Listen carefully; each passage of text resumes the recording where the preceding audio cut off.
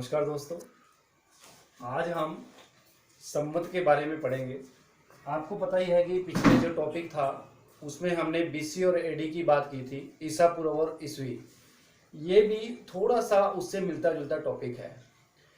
सबसे पहले तो ये जानना जरूरी है कि संवत क्या है। संवत किसी साल या वर्ष में समय की गणना का एक सटीक मापदंड होता है, जिसके जरिए हमें पता चलता है कि उस साल में कौन सा दिन कब आएगा, कौन सा त्यौहार कब आएगा, कौन सी ऋतु कब आएगी। और ये जितने भी संवत हैं, हम देखते हैं कि प्राचीन भारत से लेकर बाद तक अलग अलग समय में अलग अलग व्यक्तियों के द्वारा ये संवत चलाए गए। अगर हम कुछ मुख्य संवतों की बात करें तो उनमें विक्रमी संवत, शक संवत, गुप्त संवत, हिजरी संवत ये प्रमुख हैं। आज हम मुख्य रूप से विक्रमी और शक संवत की मुख्य रूप से बात करेंगे, हालांकि हम गुप्त और हिजरी संवत के ऊपर भी चर्चा करेंगे। आपको पता ही है कि थोड़ा सा शायद आपने पढ़ा होगा कि जो विक्रमी संवत है वो 57 बीसी यानी ईसा पूर्व 57 ईसा पूर्व में शुरू हुआ था। इसको चलाने का श्रेय मालवा के एक शासक थे चंद्रगुप्त। ये चंद्रगुप्त मौर्य या समुद्रगुप्त या गुप्त काल में जो समुद्रगुप्त है, विक्रमादित्य हैं, उनसे संबंधित नहीं है। ये 57 बीसी में मालवा के शासक चंद्रगुप्त थे, जिन्होंने बाद में विक्रमादित्य की उपाधि धारण की थी।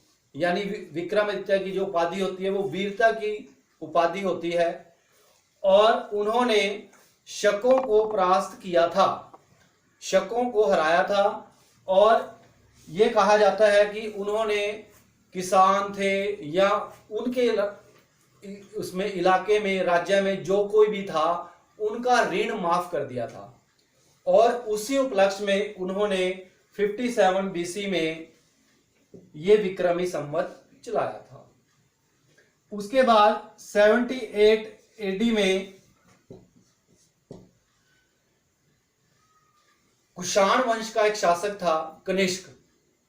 जब वो राजा बना तो उसने अपने राज्य आरोहण के उपलक्ष्य में 78 एडी में या 78 ईस्वी में एक संवत चलाया था, जिसको शक संवत के नाम से जाना जाता है। उसी प्रकार चंद्रगुप्त,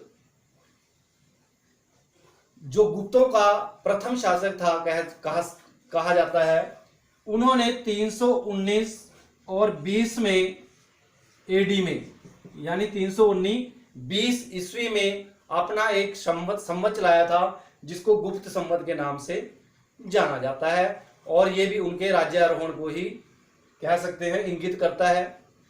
उसके बाद 622 ईस्वी में एडी में एक हिजरी संवत चलाया। कहा जाता है कि इस्लाम धर्म के जो संस्थापक थे हजरत मोहम्मद, जब वो मक्का से मदीना की तरफ हिजरत कर गए, यानी पलायन कर गए, भाग गए। आपने मुस्लिम धर्म में शायद उनको ज्यादा पता होगा कि मक्का से मदीना की तरफ पलायन करने का जो समय था 622 ईस्वी था। और उसी उपलक्ष्य में भी एक संवत चला, जिसको हिजरी संवत कहा जाता है, क्योंकि वो हिजरत कर गए, पलायन कर गए, इसीलिए उसका नाम पड़ा हिजरी संवत। अब मुख्य बात क्या है कि इनको जानने की जरूरत क्या है। आपने देखा होगा कि जब आप कोई कैलेंडर देखते हैं, जैसे मान लीजिए हम आज का कैलेंडर देखते हैं, तो हमें पता है कि आज 2020 है, सब जानते हैं। लेकिन आपने एक चीज नोट की होगी कि वो जो 2020 है वो ईस्वी सन को इंगित कर रहा है वो ग्रेगोरियन कैलेंडर है जिसके आधार पर वो कैलेंडर बनाया जाता है।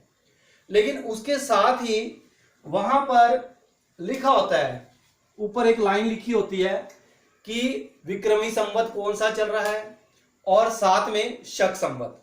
ये दो मुख्य संवत हैं और इसीलिए हम इनके बारे में आज पढ़ेंगे कि क्या ये जो संवत हैं 57 BC और 78 AD 57 ईसा पूर्व और 78 ईस्वी, ये आपस में ईस्वी के साथ हमारा जो कैलेंडर चल रहा है उसके साथ कैसे जुड़े हुए हैं, यानी अंग्रेजी जो कैलेंडर चल रहा है उसके साथ कैसे जुड़े हुए हैं। हमने पिछले वीडियो में ये पढ़ा था कि ईसा पूर्व और ईस्वी को हम कैसे कैलकुलेट करते हैं। जैसे मान लीजिए, आपको पता ही है, हम यहाँ पर बीच में एक रेखा खींच रहे हैं और इस तरफ और इस तरफ यहाँ पर हम BC इंगित कर रहे हैं, ईस्वी पूर्व, और यहाँ पर हम AD ईस्वी अंकित कर रहे हैं। ये जो समय है बीच में,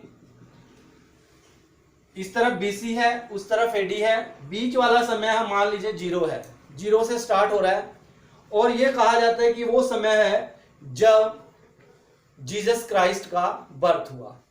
यानी जीसस क्राइस्ट से बर्थ से पहले की घटनाओं को हम BC और जीसस क्राइस्ट के जन्म के बाद की घटनाओं को हम AD या ईस्वी में इंगित करते हैं।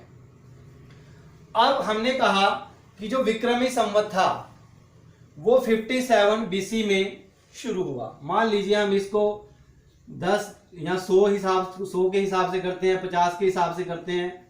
यहाँ 50 है, यहाँ 100 है, 50 BC, 100 BC, इसी प्रकार 150 BC, 200 BC, इस प्रकार ये चल रहा है।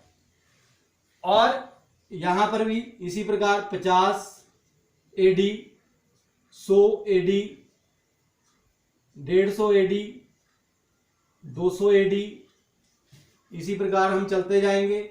और इसी प्रकार 250 AD, यानी 50-50 के अंतराल पर हम यहाँ पर जो अंक है उनको दर्शा रहे हैं और वो 50 साल की एक अवधि को शो कर रहा है।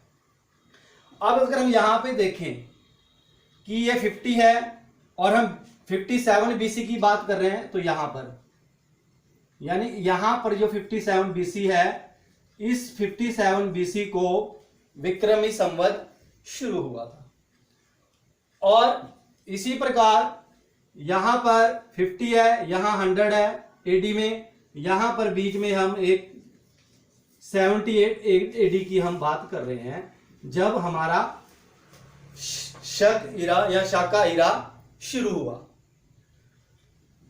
अब ये जो दोनों 57 BC और 78 AD, ये जो कैलेंडर है मेन अंग्रेजी कैलेंडर जिसके हिसाब से अभी हम कैलेंडर को देखते हैं, उसके हिसाब से आपने देखा होगा कि अगर हम कहते हैं कि अभी 2020 चल रहा है,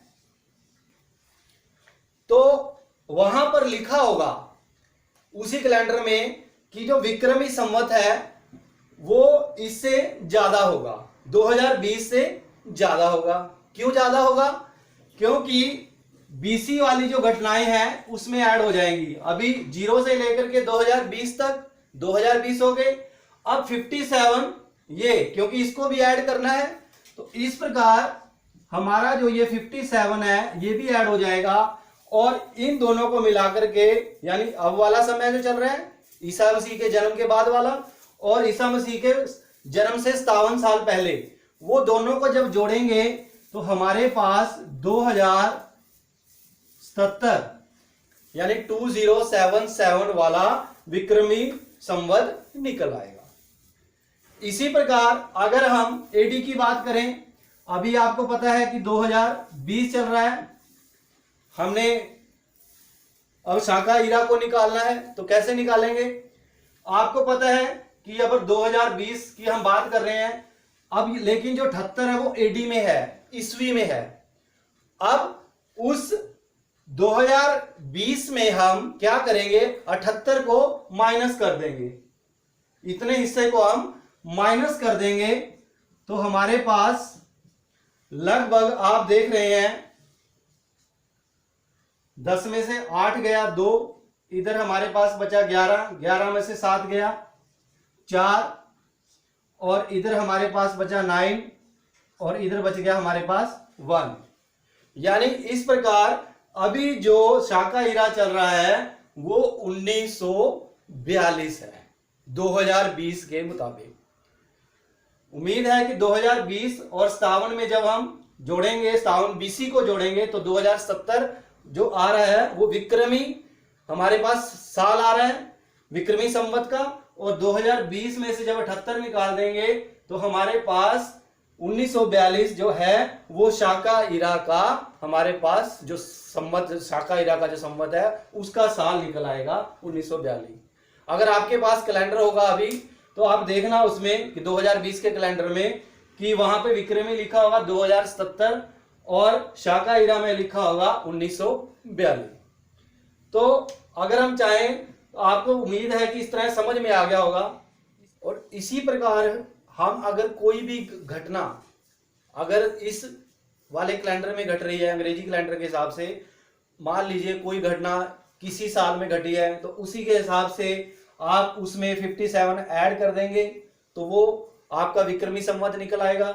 और अगर आप उसमें यानी ईस्वी हिसाब में कोई घटना घटी है ईस्वी में, और आप उसमें 78 निकाल देंगे तो वो आपके पास जो शाका हीरा है वो निकल आएगा। तो आप इस प्रकार किसी भी ईयर को लेकर के विक्रमी संवत और शाका संवत को आप निकाल सकते हैं। और उम्मीद है कि आपको ये जो तरीका था विक्रमी संवत और शाका संवत निकालने का वो समझ में आ गया होगा। आप इस पे घर पे जाकर के या घर पे बैठ करके थोड़ी सी बीच में किसी भी ईयर को लेकर के उसकी प्रैक्टिस कर सकते हैं। और इसी के साथ आज का हमारा जो टॉपिक है वो खत्म हुआ। Thank you so much.